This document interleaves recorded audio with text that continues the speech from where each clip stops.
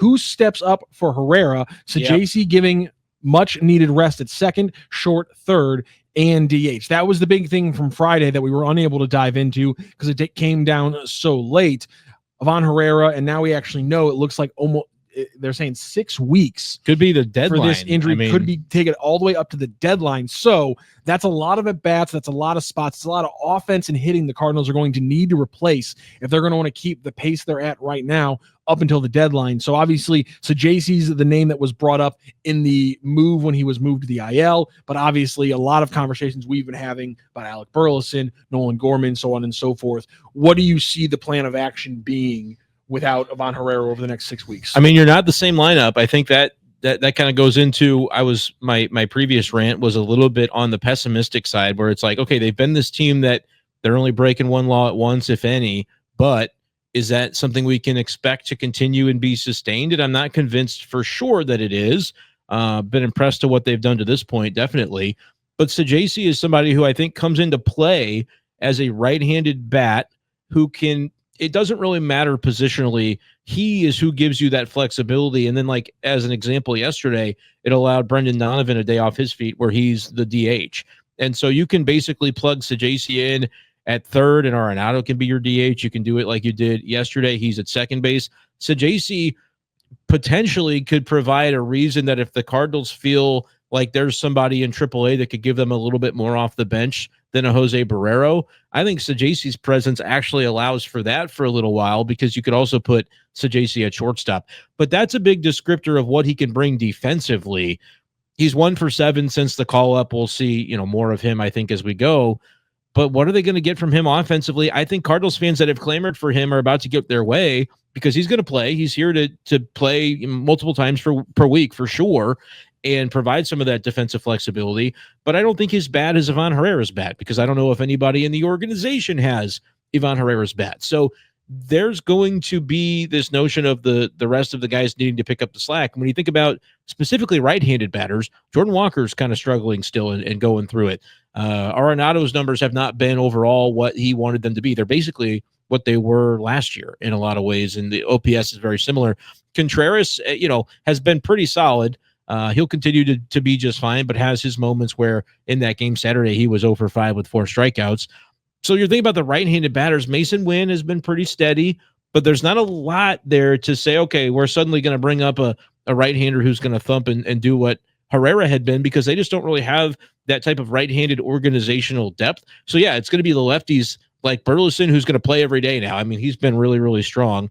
Lars Nootbaar hopefully coming out of his mega slump that was very problematic. You're going to have it be a case where the rest of the guys are going to have to pick up the slack. But I think the upside is certainly lower right now for the lineup when Herrera's not in there. We saw that the first time that he was out, Rock, for a month or so. The lineup was not quite as productive, and prepare for that to be the case potentially again and feel like maybe they got to tread water during the period where he's out, be 500 and go from there. That's a little bit tricky because you're coming up to the trade deadline where you're going to want to see what type of moves you want to make, and people are going to want to see that you're in it to win it in order to not basically start selling pieces off. That's a question as well. Bill Downton, Burleson needs to play in right, and Walker sitting. He is 2 for 15 with a bunch of strikeouts. Jordan Walker, since he returned against Milwaukee on June 14th, he is batting 167. He's 3 for 18. No extra base hits there. 1 walk, 6 strikeouts, a 377 OPS, a slug of 167. What are your thoughts on Walker since his return? And because you now have at-bats open because of the Herrera injury, do you expect them to just give him kind of at-bats to figure things out over the next week? It's going to depend on pitching matchups in a lot of ways. Like today, I would be... I thought Marmol, right when he went down, Marmol said the thing with Jordan Walker now is we're confident playing him against lefties and righties. Yes, but I think it's more about guys like Burleson who have shown they can hit lefties. He's got to play. Yeah. That's what I don't think it's an anti-Walker aspect where Ollie wouldn't be confident. Even with Herrera out, that does clear the logjam a little bit, but there's still that logjam when I think before Burleson was not viewed in the ether as like an everyday got to be in there guy. And I think he is now. Even if it's a lefty on the mound, for the most part, I would have him in there because he of the lefties He's that hitting lefties this year. Of the lefties that you have, I think he's the most capable of taking a tough AB against a lefty. I think we saw that when the Dodgers were in town and they put him in there for that Kershaw game, and he had a couple of good ABs against Kershaw. And that was right on the heels of when Ryan Vilade was playing so much that week. And it was like they were trying to force the extra righty in there against a lefty. And that was the day where they're like, we can't keep doing this. Let's go with our best bet, which I think was Burleson and still is. So like Nootbaar, Gorman, those guys are going to be maybe a little bit more temperamental against opposing lefties, especially Gorman. But Gorman's a guy that they've kind of given him the runway recently. It's come in ebbs and flows, and I think he's been a guy that's benefited from more playing time. But it's tough. Like I think Walker will largely play because of the lack of Herrera. But now that Sajaci's here, if he proves to be a bat that's worth keeping in there, and the conversation every day turns to Walker or Sajaci, that becomes, I guess, a question that you can actually ask now because he's here. I just think that with the way that Marmol was talking about Walker right before he gets injured in late May, right before he gets injured at the very end of May, I would be shocked if their tact has changed already so much over the last month, including, yes, the fact that he struggled over the last week since he got back. But they were full bore. We're giving Jordan Walker as much time as he needs. We're giving him playing every day against lefties and righties. Like that was 100% what he said the day that Walker gets hurt and goes on the IL. Yeah. I just don't know if I would expect the Cardinals to have completely changed that mindset already around Walker.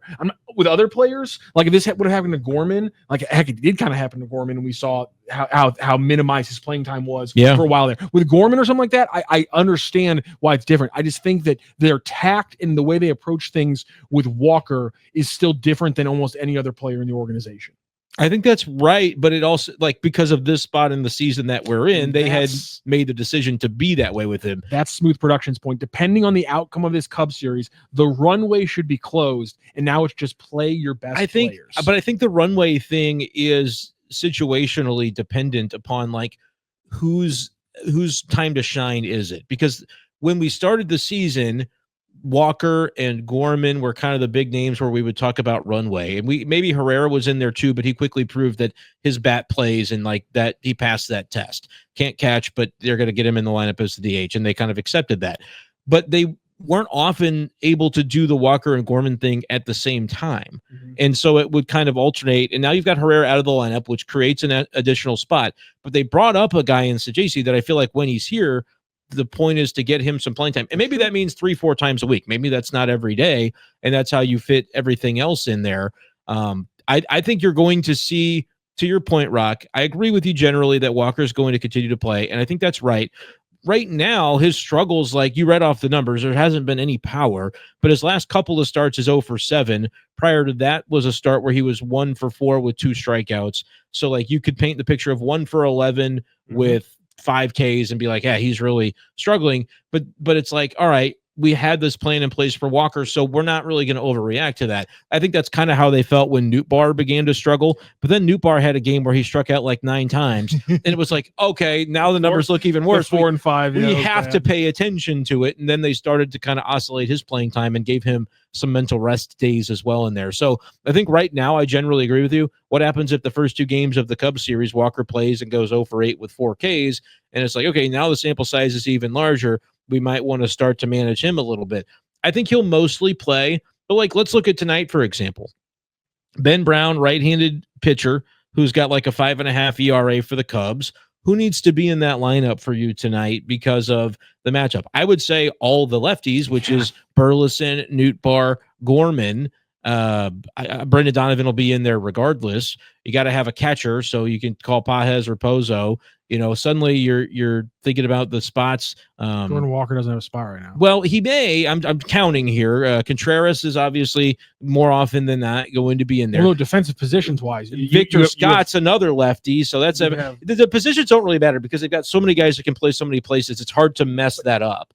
But my point is, go through it. I mean, go through it. No, like on paper they do, but they're Arenado's still playing more third base than I would have expected. Really? Just based on the fact that you have a lot of players, to your point, that you're trying to get at bats, and he's not hitting the ball very, very well. He's a good defender, though. He's such a good defender. I understand that. but like Arenado's not moving out of any spots, so there's not a lot of third base at bats. Apparently, they don't want to move Donovan out of second base. So now that versatility has been limited. They'd prefer to keep him on the infield. And so my point is that because the versatility is limited, the players you rattled off, the lefties that have to be in the lineup, Nootbaar's in left, Donovan's at second base, Burleson's in right field, Gorman's your DH. My point is for Walker specifically. That's why I brought up Walker. Is there isn't a defensive spot to put him if Arenado's still in the lineup because you need his defense. Brendan Donovan's at second base because it makes his defense better. Now you don't have a spot in this matchup against a bad righty for a Jordan Walker to maybe get some licks in. Yeah, I think that's right. I think with it being Contreras specifically, or pardon me, Burleson specifically, that is suddenly the guy that has to play and he plays the same position. Like you can shove Contreras to DH and maybe that's, but then it's Gorman, right? That would be out of lineup. So you have that conversation. And by the way, a name I didn't say at all is Sajasi. So it's like, even though my argument was you call up Sajasi to give him some looks, you're right. You can't put him in this lineup either tonight against a righty because you're trying to fit in all the lefties. So that's my only point with the Walker thing. I don't think they've changed their tune on him. I think I'm still looking in a post Herrera universe going, there's some elements of this that are tough to kind of pin together. The one clarity that it does add for you is Burley will occasionally be able to either DH himself or push Contreras to DH by playing first base because Herrera's not DHing every day while he's on the injured list. But the fact that we're still looking at a bit of a logjam when it comes to those righties, Sajasi and Walker, those are the two guys that I'm like, I don't really know how you plot that out for tonight. Now against lefties, it's very easy to get everybody in there because right now I think Nootbaar is probably not going to play as often against lefties, and certainly Gorman they'll pick his spots for him. But yeah, you still have a logjam, but it's a logjam with non-Herrera hitters, so you can't expect the offense to be as productive. That's just part of it.